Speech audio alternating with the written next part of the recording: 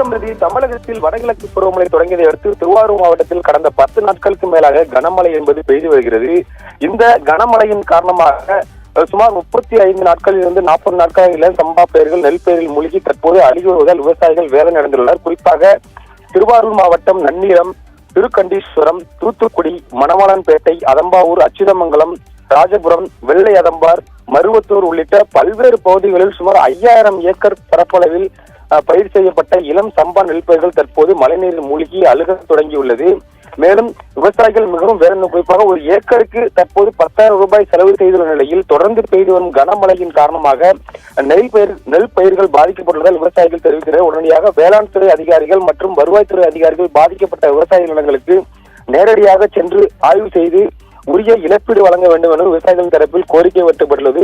அது மட்டுமில்லாமல் பாத்தீங்கன்னா மாவட்டம் முழுவதும் சுமார் 1,50,000 ஏக்கர் பரப்பளவில் குறுவை அறுவடை பணிகள் நடைபெற்று வருகின்ற நிலையில் தற்போது இந்த கனமழையின் காரணமாக பார்த்தீங்கன்னா குறுவை அறுவடை பணிகள் என்பது முற்றிலுமாக பாதிக்கப்பட்டுள்ளது. குறிப்பாக திருவாரூர் மாவட்டம் திருத்துறைப்பூண்டி, மன்னார்குடி, கோட்டூர், நன்னிலம் உள்ளிட்ட பல்வேறு பகுதிகளில் குறுவை அறுவடை பணிகள் என்பது முற்றிலுமாக பாதிக்கப்பட்டுள்ளது.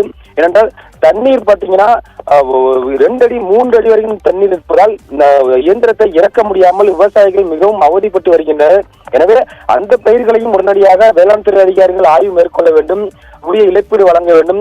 உரிய இழப்பீடு வழங்கினால் மட்டுமே அடுத்த கட்ட விவசாய பணியில் நாங்கள் ஈடுபட முடியும் என்று தெரிவித்தோம். மேலும் திருவாரூர் மாவட்டத்தின் பல்வேறு பகுதிகளில் கனமழை பெய்து வருவதால் மாவட்ட ஆட்சியர் முக்கிய அறிவிப்பை வெளியிட்டுள்ளார். குறிப்பாக கனமழையின் காரணமாக பாதிப்பு ஏற்பட ஒன்றையாக தொடர்பு கொள்ள அவசர உதவி எண்ணை மாவட்ட ஆட்சியர் மோகனச்சந்திரன் அறிவித்துள்ளார் என்பது குறிப்பிடத்தக்கது.